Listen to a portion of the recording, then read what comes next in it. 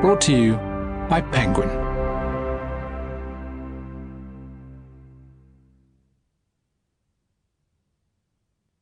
By Night in Chile, by Roberto Bolaño. Read by Thom Rivera. For Carolina Lopez and Lautaro Bolaño. Take off your wig. Chesterton. I am dying now, but I still have many things to say. I used to be at peace with myself, quiet and at peace, but it all blew up unexpectedly. That wizened youth is to blame. I was at peace. I am no longer at peace.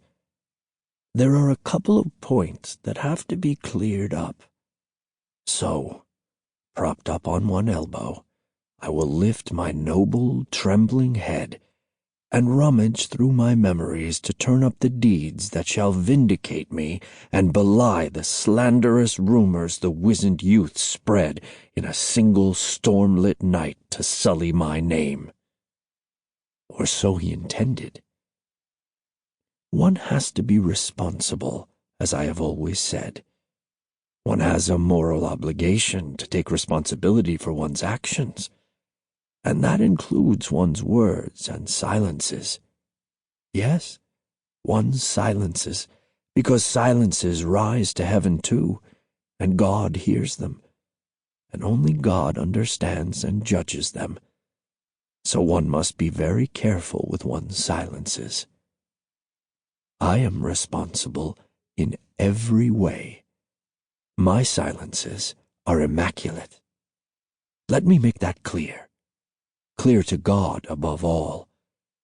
The rest I can forego, but not God. I don't know how I got onto this.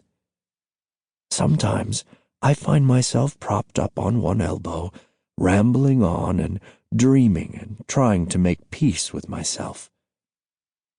But sometimes I even forget my own name.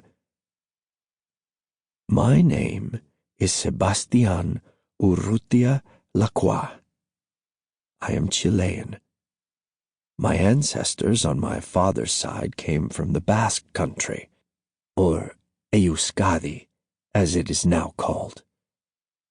On my mother's side, I hail from the gentle land of France, from a village whose name means man on the earth, or perhaps standing man. My French is failing me as the end draws near.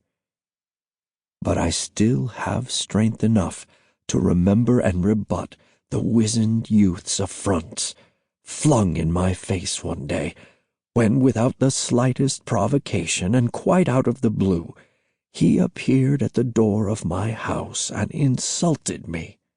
Let me make that clear. My aim is not to stir up conflict. It never has been. My aims are peace and responsibility for one's actions, for one's words and silences. I am a reasonable man. I have always been a reasonable man. At the age of 13, I heard God's call and decided to enter a seminary. My father was opposed to the idea.